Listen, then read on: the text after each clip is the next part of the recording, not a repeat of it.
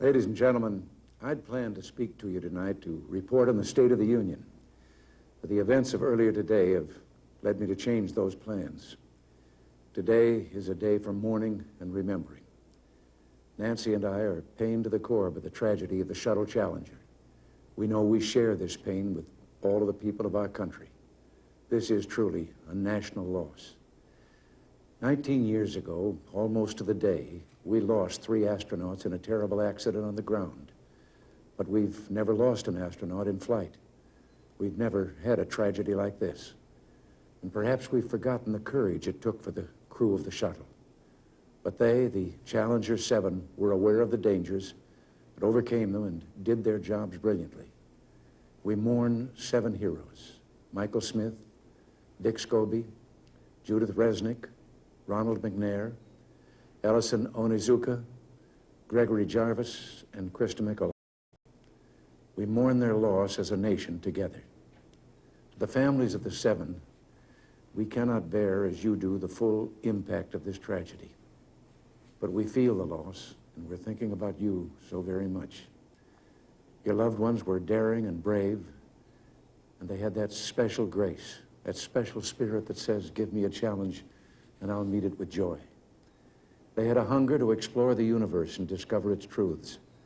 They wished to serve, and they did. They served all of us.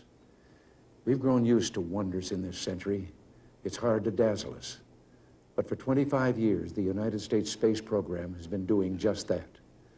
We've grown used to the idea of space, and perhaps we forget that we've only just begun. We're still pioneers. They, the members of the Challenger crew, were pioneers.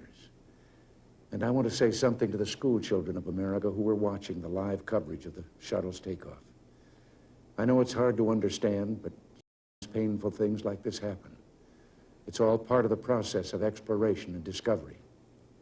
It's all part of taking a chance and expanding man's horizons. The future doesn't belong to the faint-hearted. It belongs to the brave. The Challenger crew was pulling us into the future, and we'll continue to follow them. I've always had great faith in and respect for our space program, and what happened today does nothing to diminish it. We don't hide our space program. We don't keep secrets and cover things up. We do it all up front and in public.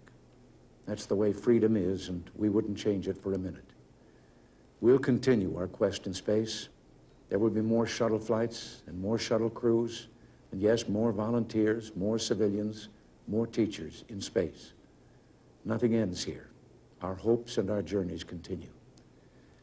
I want to add that I wish I could talk to every man and woman who works for NASA or who worked on this mission and tell them your dedication and professionalism have moved and impressed us for decades, and we know of your anguish. We share it.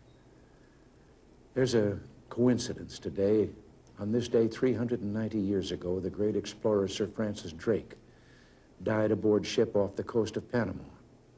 In his lifetime, the great frontiers were the oceans, and a historian later said he lived by the sea, died on it, and was buried in it. Well, today, we can say of the Challenger crew, their dedication was, like Drake's, complete.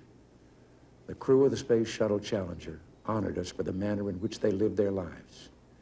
We will never forget them, nor the last time we saw them this morning, as they prepared for their journey and waved goodbye and slipped the surly bonds of earth to touch the face of God.